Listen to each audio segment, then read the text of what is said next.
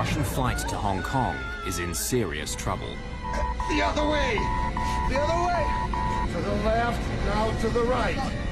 Gravity has become a deadly force as the crew fights to keep the plane from falling to Earth from 10,000 meters. Get out! Get out! Ah! The cause of all the chaos, a 15-year-old is at the controls. Get to the left, the ground is right there! 3,000? Here. We're not getting any oxygen. We have the terrain alarm. Aero Brood 603. We are in an emergency.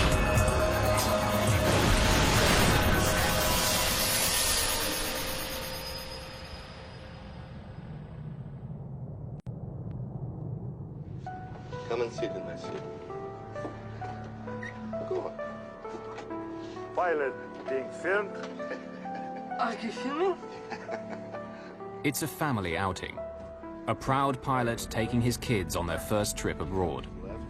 But in just a few minutes, their vacation will turn into a terrifying fight for their lives.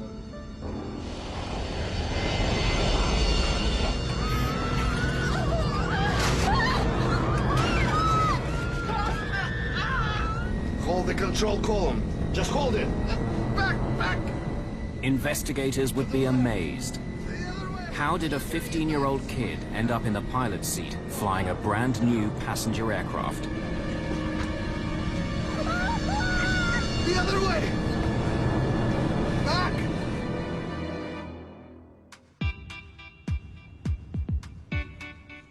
March the 22nd, 1994, Moscow. 15-year-old Eldar Kudrinsky is going abroad for the first time. He needs every gadget he has. Eldar, Uncle Volodya is waiting. I'm ready, I'm ready. Come on. But this is no ordinary kid. Eldar's father is Captain Yaroslav Kudrinsky, an international airline pilot. In Russia, that means membership of a privileged group and access to luxuries most of the country can only dream of.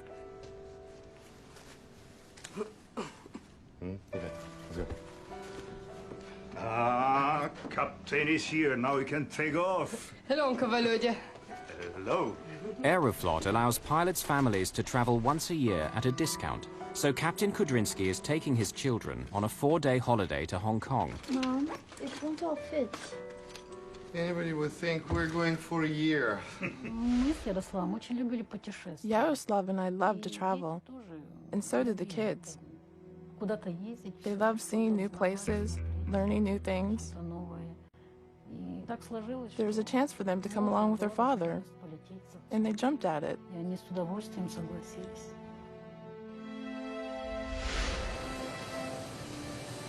Eldar and Yana aren't the only ones boarding Flight 593. Most of the 63 passengers are businessmen from Hong Kong and Taiwan, looking for opportunities in the new Russia. Others, like Adrian DeVille, have come from London, flying Aeroflot because it offers a cheap connection to Asia. He's the manager of a camera shop in northern England and has a passion for aircraft. In fact, he's going on a 2-week holiday to Hong Kong to photograph the new airport they've just built. He'd go as far as he could. If he thought there was a good airport somewhere in the world, he'd try his best to get to that airport just to go and make some nice photographs. And the trip to Hong Kong grew from that because he wanted to see this brand new airport, which was a feat of engineering at the time. Mark Newport is a British sports promoter who lives in Hong Kong. Mark was in the army, was in the forces, and he went to Hong Kong and he just loved it, and got married out there. Chose an Aeroflot. I'd never heard of it until then, because it was just a cheap flight home. In 1994, Russia is in a state of great change. 3 years earlier, the old Soviet Union finally collapsed. A new Russia is bursting out from behind the torn Iron Curtain.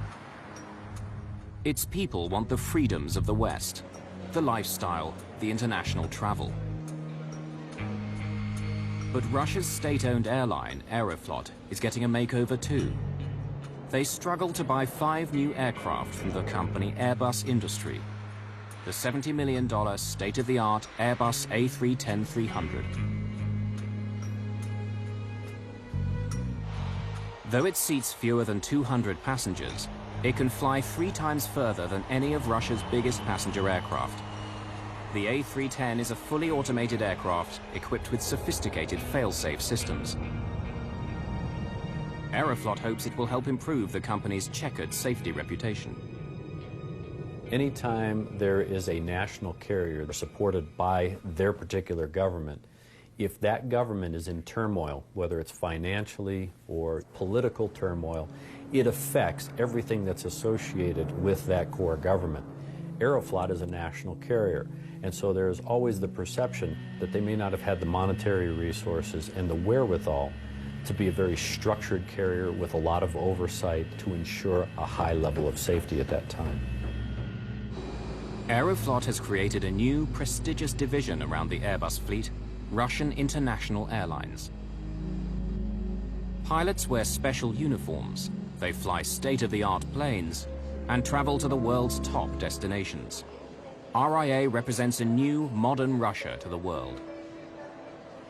After collapse of the Soviet Union, Aeroflot, still controlled by government, was forced to look for profits and develop a network which would be commercially justified. For Russia's premier airline, Aeroflot handpicks an elite corps of first-class pilots. Each of them has thousands of hours of flying time, impeccable safety records, and fluent English. They're given special training by the manufacturers of the aircraft, Airbus Industry. The airline had around 3,000 pilots at that time. Only 16 men were to be sent to be trained first. Only the best of the best made it.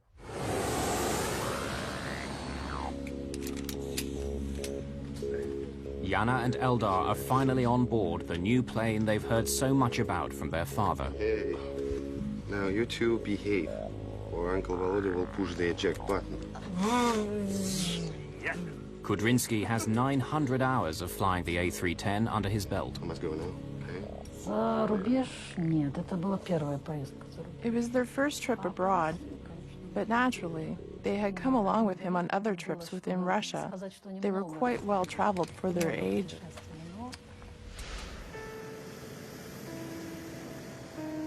First, Captain Danilov will command the flight through the busy flight corridors out of Moscow. Relief Captain Kudrinsky will then take over. When he does, First Officer Piskarev becomes his co-pilot. All 3 are first-class pilots. On this new A310, the flight deck is fully computerized. Like other state-of-the-art aircraft, it's equipped with a sophisticated autopilot that can fly the plane for long stretches of the flight. International routes, like this one to Hong Kong, are Aeroflot's lifeline. They bring in precious hard currency at a time when the domestic market is struggling to turn a profit. Flight 593 takes off at 4:39 p.m. local time. Then it will join the Trans-Siberian Airway, flying east towards Mongolia and China. It's a smooth flight. Only 4 hours into the 10-hour trip, they've just passed over Novosibirsk in Siberia, almost halfway. But Eldar and Yana are too excited to sleep.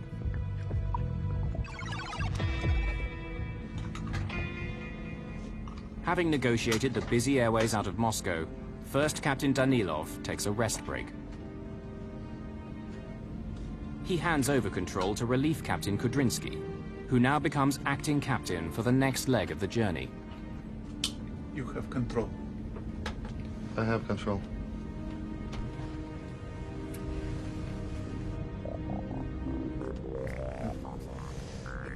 Still awake? Yes, why? Shall we surprise your father? The cockpit? Hmm? Oh, yeah. Did you like that? Okay, let's go. Aeroflot's most technically advanced aircraft is now cruising on autopilot at 10,000 meters. It's a calm, windless night, but the peace will not last. The pilots and crew will soon be fighting to save the lives of everyone on board.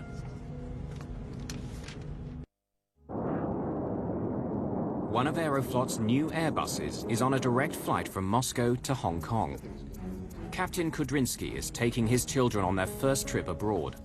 They're about to pay him a surprise visit. Have some very important visitors. Shall I bring them in? Okay.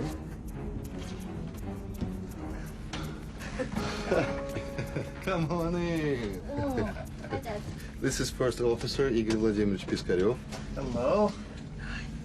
So, what do you think of our new airplane? It's very nice. It's amazing. So it's quite different from our old Russian planes, huh? Daddy, what's that? Well, this is a flight computer. It flights the plane. It does everything automatically. Now, come and sit in my seat. Would you like to? Come on. It's a quiet flight. Many passengers are sleeping, unaware of what is taking place on the flight deck. Daddy, can I turn these? Yeah. Now, Yana, would you like to pilot the plane? No. Put your hands on the control column. Come on, go on. But, you know, don't touch any buttons, okay? Especially this red one, autopilot switch. You don't touch it, all right? Okay. Kudrinsky turns the heading select knob. It doesn't disengage the autopilot, but allows him to turn the plane slightly to the left. It makes his daughter think she's flying the aircraft. The artificial horizon shows the plane is banking slowly left. This instrument is vital when you can't see the ground, as it shows the pilot how level the aircraft is in relation to the horizon. Oh, it was you. You turned the plane. Kudrinsky now puts the aircraft back onto its preset course, while First Officer Piskarev radios local air traffic control with their position. Novokuznets, this is SU-593, flight level 330, heading 105. Flight 593 is now over 3,200 kilometers east of Moscow, near the middle of Siberia. Sierra Uniform 593, Novokuznetsk, flight level 350, heading 105. Sierra Uniform 593, estimating Zakir at 1759. Now it's Eldar's turn at the wheel. He's been waiting a long time for this moment. Pilot being filmed. Are you filming? Yes, I am. Can I turn this? Yeah, but if you turn it to the left, where will the plane go? Left. Right. Look out to the left, watching for the ground when we're turning. Eldar finds the control column quite stiff. It seemed to move easily when his sister was doing it, so he tries harder. But he can't make the plane turn because the autopilot is keeping it on course. Is the plane turning? Suddenly, the column turns easily. Great. Is the plane turning to the left? Yes, yes, it is. Set the horizon to normal for him. Once again, his father switches the heading select knob back to its original setting, ending the turn and Eldar's illusion of flying the plane. Captain Kudrinsky then selects navigation mode. It tells the autopilot to put the plane back on course to Hong Kong. Dad? Dad? But Eldar is still holding the wheel to the left. It's become stiff again. Can I go back to my seat? What for? You'll only go to sleep. And don't run in the first class. They will fire us. Eldar now turns his control column slightly to the right, enjoying his time at the controls. Well, I am going shopping on Temple Street. It's a famous market that only open at night.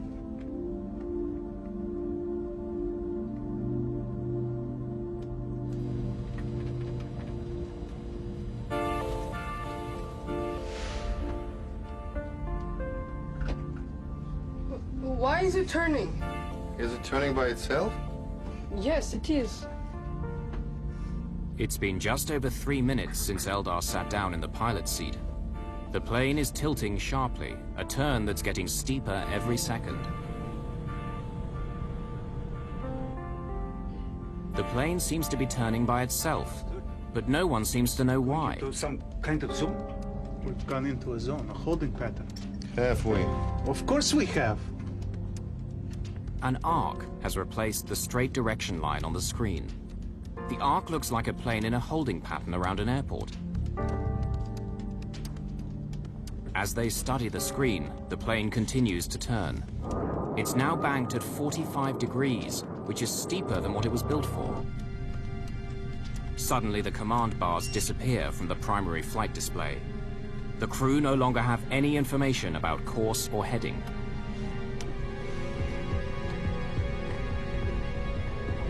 The plane is flying at 650 kilometers an hour and banking hard. Like a quick turn in a sports car, the dramatic movement of the aircraft begins to push everyone into their seats. Guys!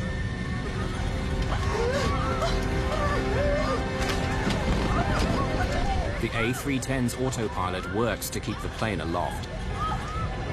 Suddenly, the nose pitches up. The increased G-force makes it difficult for Piskarev to reach the controls. He does his best, but nothing happens.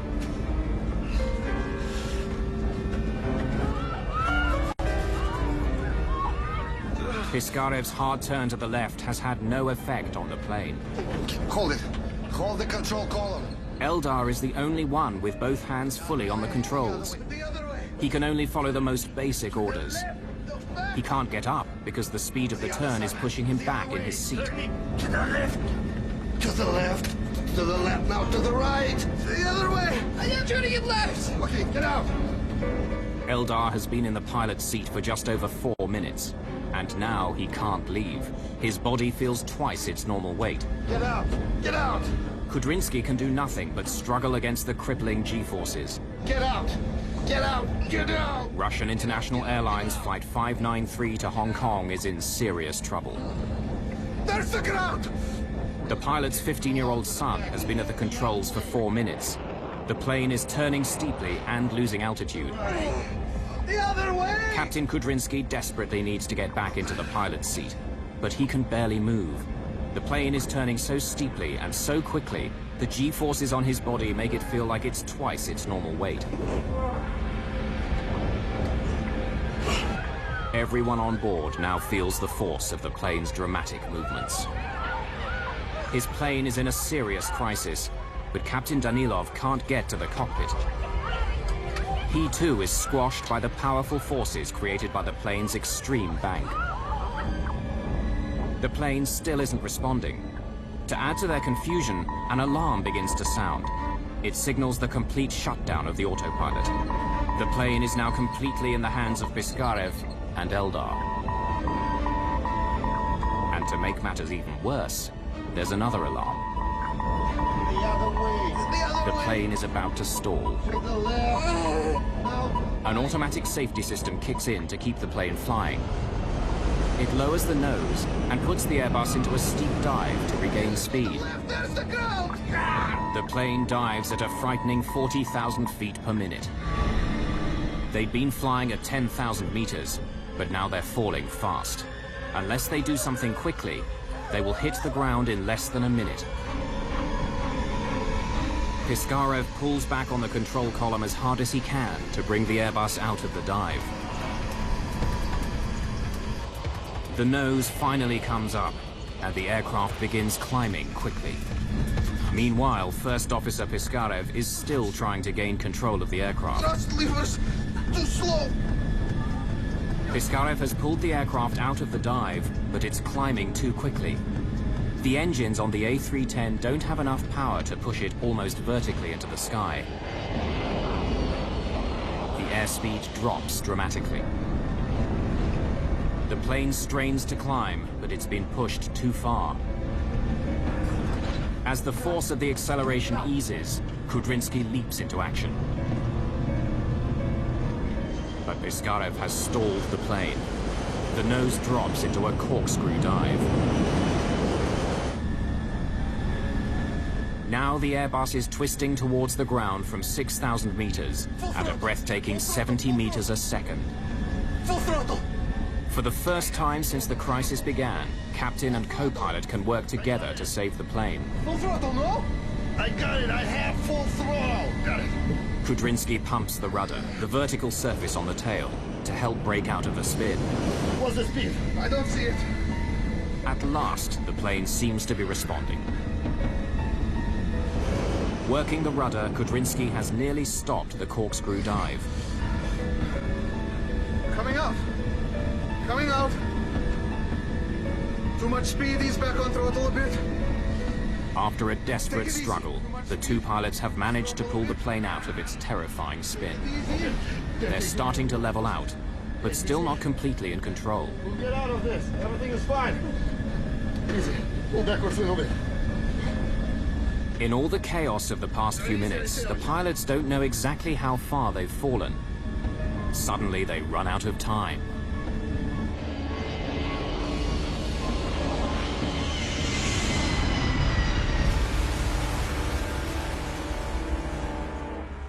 Sierra Uniform 593, this is Novokuznetsk area control. Please come in. 500 kilometers north of the Mongolian border, air traffic controllers in Novokuznetsk wait for Flight 593 to radio that it's left their control area. Area control, please come in.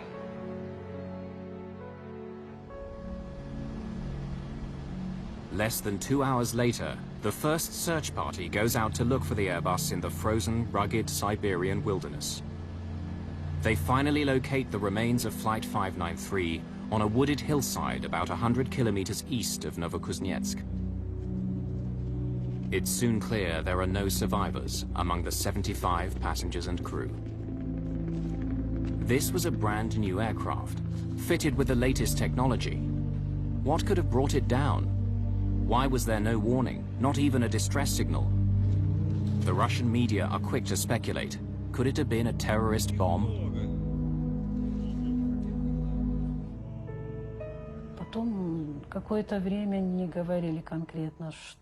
For some time, they wouldn't tell me anything specific.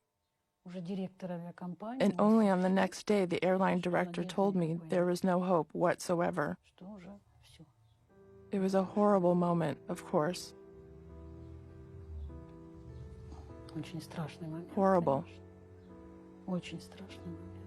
It's hard to believe.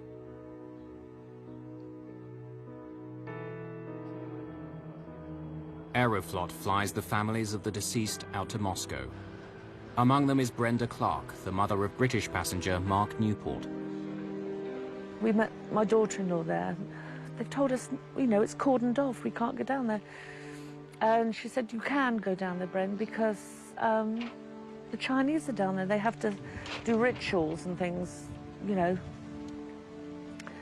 And so she said they're down there. That's when I knew they'd lied to me and said that it's cordoned off.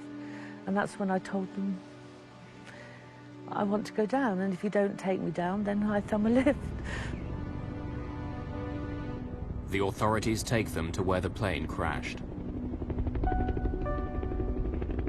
Relatives of Chinese victims drop pieces of paper with messages written on them. Others throw flowers. Yeah, that was really moving. We had the flowers, they had the little, they wrote messages on, I think, on these pieces of paper, and they threw them out. It's lovely. Yeah. The Russians take the families to a morgue in a town near the crash site, where the recovered bodies are being held. Many are too badly mutilated to be identified. They ask the families to look at recovered items of clothing to help identify the bodies. Brenda Clark finds her son's family photographs. It sends a chill through her. For the first time, she knows for certain he was on the flight.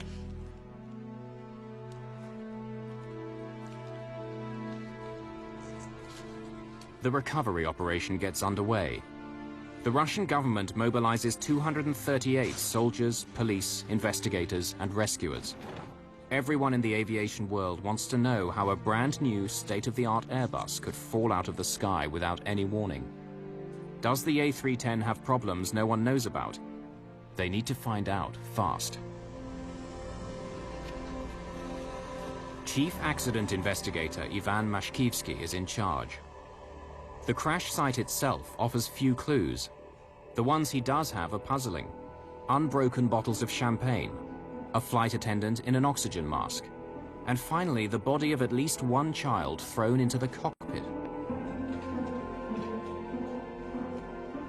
The plane's digital flight data recorder indicates the engines were running when it hit the ground. He rules out engine failure. Mashkivsky needs the expertise of a man who knows the A310 well. Someone who can also recreate the fatal flight and find out what exactly went wrong. Vladimir Biryukov is an experienced test pilot and crash investigator at the Gromov Institute in Moscow. He's an expert on the A310 Airbus. Biryukov was directly involved in testing and certifying the aircraft prior to the Russians buying it. Because of the fate of this plane, the fate of this airline, my first reaction was shock. How could such a thing happen? All I knew was that the plane had crashed somewhere over Siberia. I remember spending a sleepless night, distraught, and trying to figure out what might have happened and what could have caused it. Yeah, come.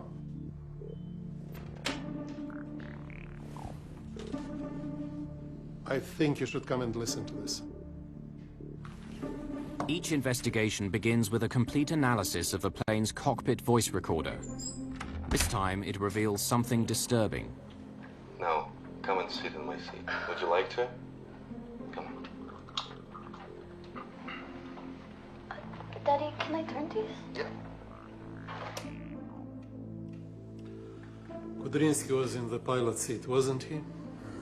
According to the diagram.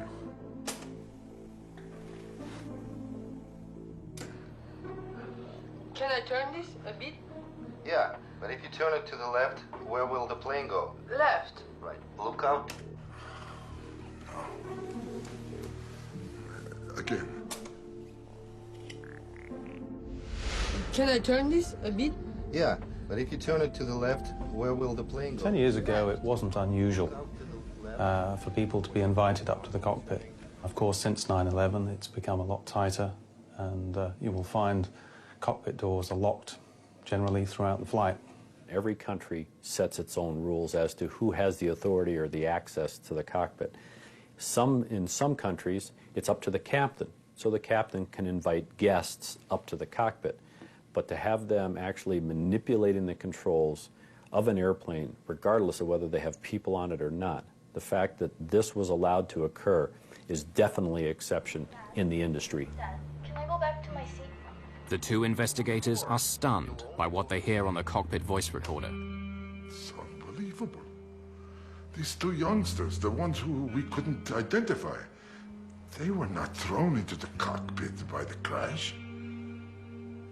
They were his kids. And they were flying the plane. The investigators are speechless.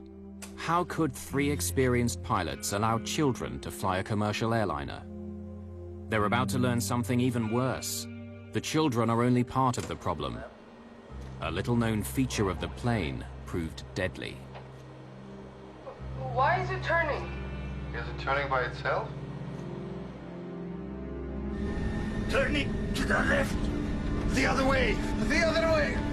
To the left now. To the right. The other way. I am turning it left. Okay, get out. Get out! Get out! Get to the left, the ground is right there! Russian investigators listen to the cockpit voice recorder of an Aeroflot Airbus that has crashed in Siberia. What they hear makes their blood run cold. Full throttle! Got it! Got full throttle! Full throttle, no! You should understand the frame of mind of the father. He is very proud of what he's doing. He invites his kids into the cockpit.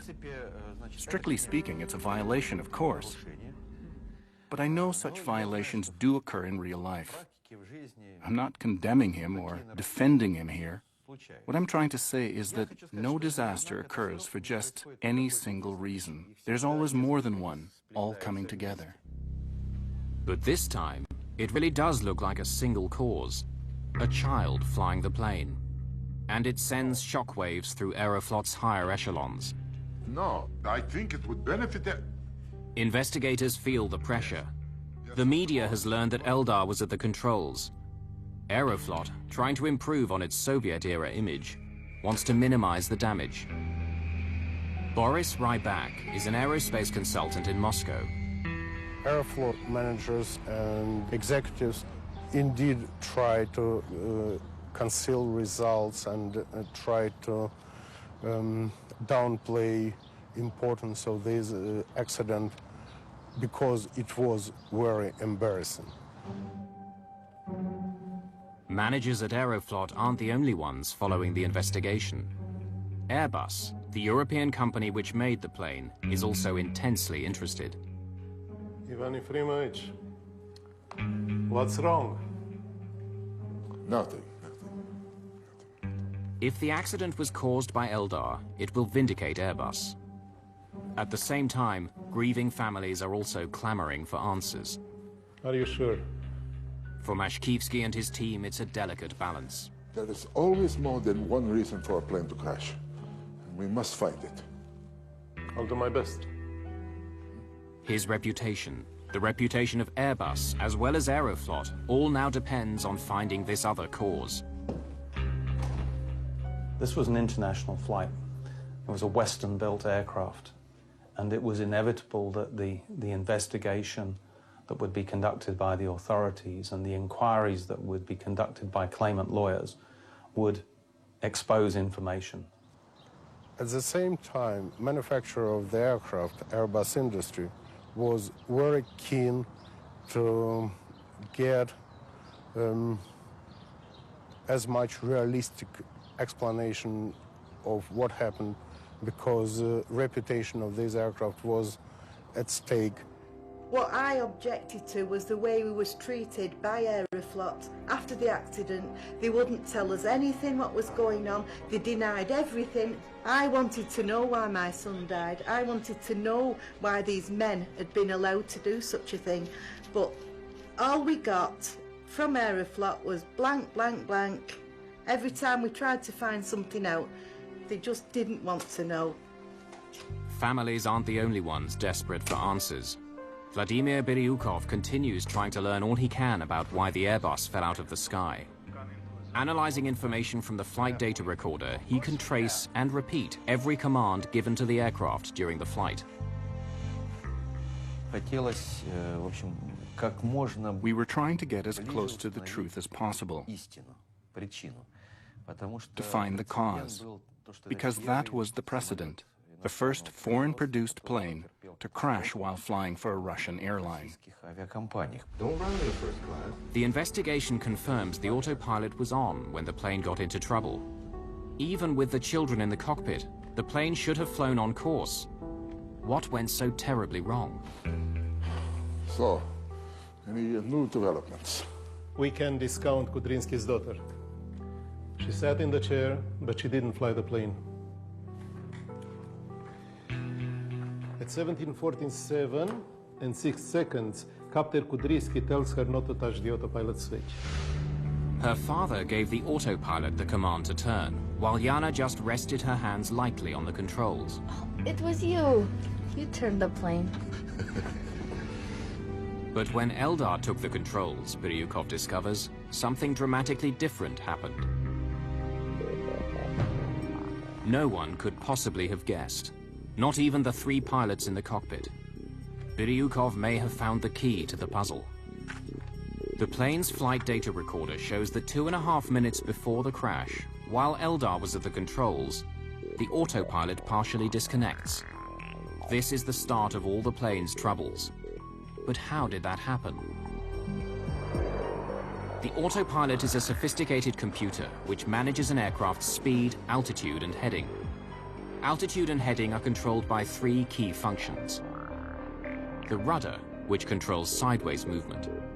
The elevators, which control vertical movement. And the ailerons, which are for turning. On Flight 593, the autopilot had disconnected itself from the ailerons. And the autopilots that were used in transport airplanes years ago were an on-off. In today's sophisticated flight management systems, you can literally take fragments of the autopilot and disengage them, but not necessarily turn the switch off and turn it all off, unless you want to. The question that really worries accident investigator Biryukov is how did the autopilot become partially disconnected? There's no mention of it in the cockpit voice recording. If this is a fault with the aircraft, it could prove fatal to future flights. The only way to know for certain is to reconstruct the accident on a flight simulator at Airbus Industries headquarters in Toulouse, France. Biryukov's experience as a test pilot and his detailed knowledge of the A310 is crucial to the investigation. Using information from the flight data recorder, Biryukov reconstructs the events, beginning at the moment Captain Kudrinsky allows his son to sit at the controls. A co-pilot will help replicate Piskarev's actions. Look out to the left, watching for the ground when we're turning. Unlike his sister, Eldar turns the wheel before his father can tell the autopilot to turn the plane. The controls are stiff because he's fighting the autopilot. In the simulator, Biryukov reproduces Eldar's every movement.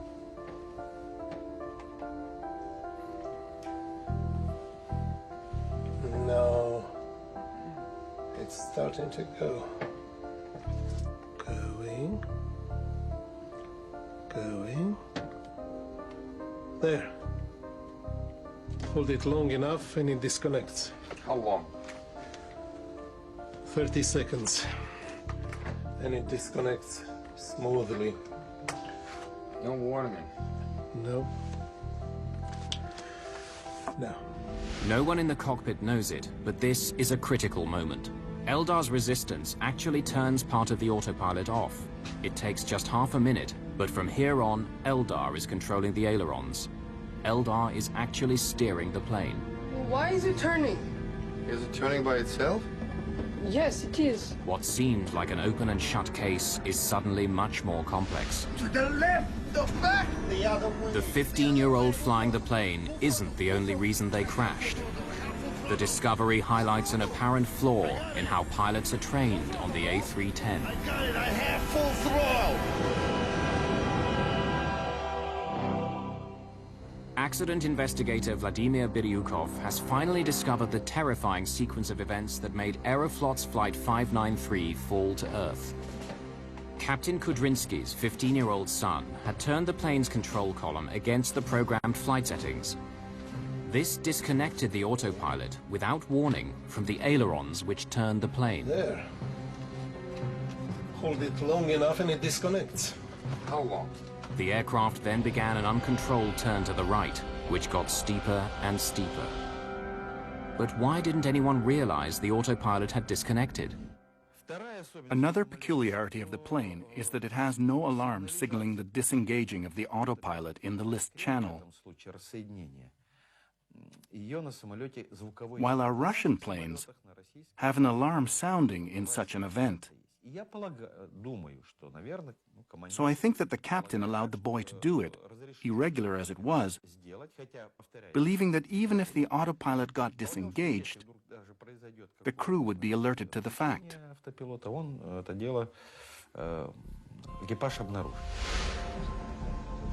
The A310 Airbus has only a small light to tell the crew the autopilot has disconnected. There's no alarm. And the Russian crew was obviously unaware of it. But there's also another reason why no one realized what was happening. The autopilot still appears to be working normally because it's controlling the plane's other functions. Although the plane is now banking, the situation isn't yet critical. At this point, if the crew takes the proper action, they can still stabilize the plane. Eldar is the first to notice that the artificial horizon is at an angle. Why is it turning? Is it turning by itself? Yes, it is. The three pilots don't understand this at all. After all, Kudrinsky returned the flight to its autopilot heading. Makarov offers an explanation. going into some kind of zone. We've gone into a zone, a holding pattern. Have we? Of course we have. Increasing 1 degree per second. 27 degrees. Now we should be entering into the zone. What's that? A strange arc now appears on the navigation panel. It looks like the course a plane would take circling an airport waiting to land. There appeared an arc very much resembling the arc that appears on the display when a plane enters a waiting zone. There are waiting zones around airports. When too many planes accumulate, they enter such a zone and circle around while they wait. But there could be no such zone at that point on the route. And yet we hear in the voice recording, "Hey, we're entering a zone." This false holding zone distracts the crew for 9 seconds. In that time, the plane crosses a critical threshold. The Airbus is now banking at 45 degrees, far beyond its design limits. It cannot turn this steeply and maintain height. It's now losing altitude. Guys! But the Airbus autopilot is no longer controlling the ailerons. Its other functions try to compensate by pulling the plane's nose up and increasing power to maintain altitude. Passengers are pushed back into their seats. It's on the verge of stalling. It starts to shake like a leaf. Hold it! Just hold it! Part of the flight control panel now goes dark. It's a warning sign that the plane has gone beyond its design limits. From here on, the Airbus is out of control. By recreating the fatal flight, Biryukov has worked out how a lapse in judgment and concentration has resulted in a catastrophic crisis. But could the crew have saved the plane and its passengers? The pilots of Flight 593 tried to bring the plane out of its fatal dive by pulling up, but they go too far. The plane climbs steeply and stalls. We're losing altitude. Now we've started to spin, so what do we do?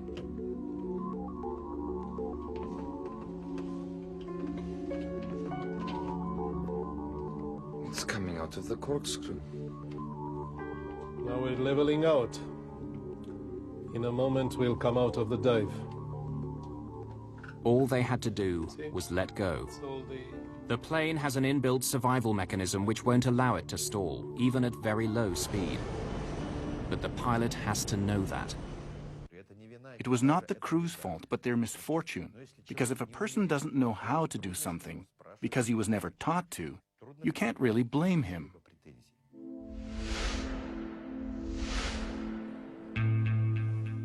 The team's perseverance in an open and honest investigation did show that there was more than one simple cause behind the accident. Their findings benefited the whole industry, especially the revelation that the autopilot can partially disconnect. This remains a feature of the A310, as it enables pilots to control certain elements of a flight while leaving the rest to the computer.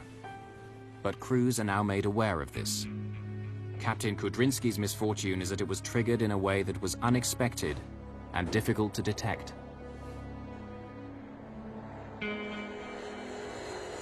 The crash of the Russian plane comes at a troubling time for the airline industry. In 1994, the same year that Flight 593 went down, a series of crashes in the United States raised questions about how commercial pilots handle upsets, situations in which an aircraft finds itself in extreme flying conditions. When we think about upset in a large airplane, we think about an attitude of the airplane that's beyond what normal flight regimes would be. That is, greater than 20 degrees nose up, greater than 10 degrees nose down, and bank angles greater than 25 degrees.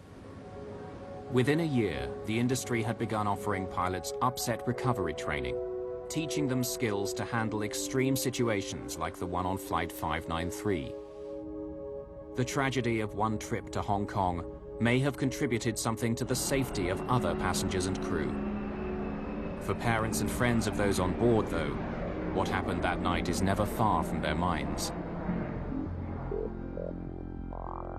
Adrian DeVille's body was one of 22 that were never identified. Their remains were cremated together by the Russian authorities. In mine, he was asleep, and that's the way I deal with it, and, you know, he didn't know much about it.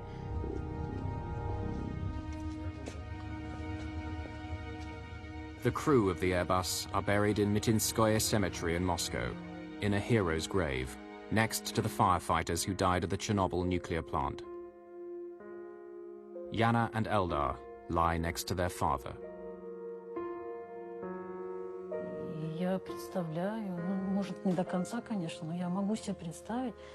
I can imagine the horror they experienced in their last moments. He knew there were not only all those people depending on him, but also his own kids.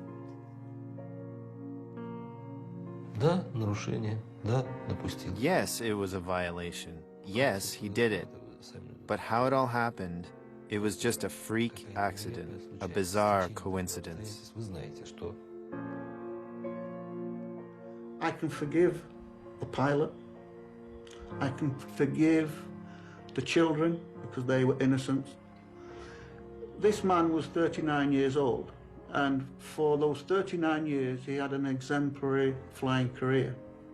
He had a family, he was proud of them, and it was the final 5 minutes of those 39 years that went awry.